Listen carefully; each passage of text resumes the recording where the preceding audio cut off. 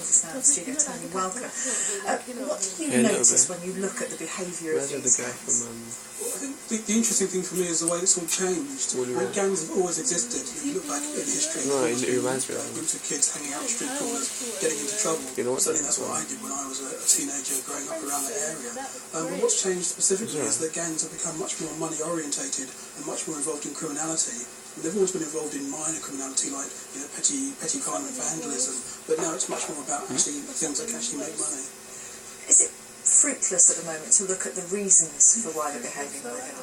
Well, I think in terms of the reasons why people are actually going out and attacking shops and trying to sort of link it to other things, I think it is a bit fruitless. But I think it's very much that these kids are going out there to steal things, to find things of value, to sell them and make money, which is what it's all about.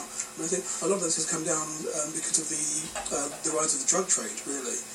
In that didn't exist in gangs before, but now very young kids have the opportunity to make money in a way that they haven't done before, and they're exploiting that. Now, the Prime Minister said that we have a gang problem in this country, but surely some of what we've seen is very opportunistic. It's not that organised, is it? Well, I don't think it's only gangs who are responsible for what's going on at the moment around the country.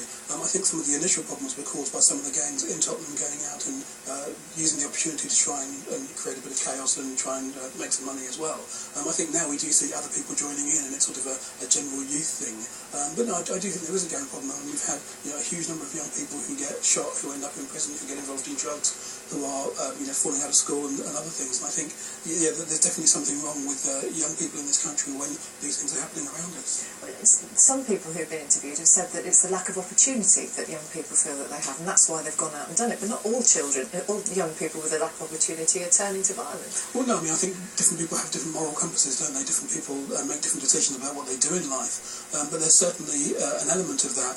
When I was young and I was in the gang, I knew that when I got to 16, if I wanted to have a decent life, I had to leave, I had to go and get a job and make my way in the world. I think the problem is now that young people see people above them who have gone to university, who have worked very hard, who still don't have those opportunities. They perhaps look at their parents who worked hard all their lives and are still living in poor council estates, and yet they see drug dealers and criminals around them who are driving flashy cars, wearing nice clothes, and they become their role models. So what was it that finally clicked with you that this was no way to carry on?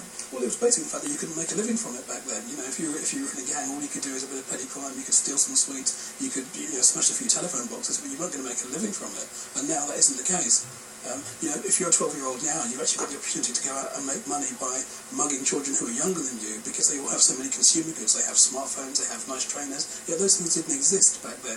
So the idea of being a criminal at a young age wasn't particularly practical. There's a huge amount of anger from within the communities that have suffered these assaults, Tottenham being the first on Saturday night. You could feel that David Lammy described it as an assault on our community. Is that where the answer lies then? Or is it more policing with a harder response? Or is it the community coming together and saying, we've had enough of this? I think one of the problems when we try to look at solutions for all of this is that people look at one solution at a time. They say, is it the community, is it the police, is it schools, is it the parents? I think what we need to do is bring all of those things together and attack this problem from all sides at once. There's no one answer, there's no one solution. It has to be multifaceted. Thank you for coming.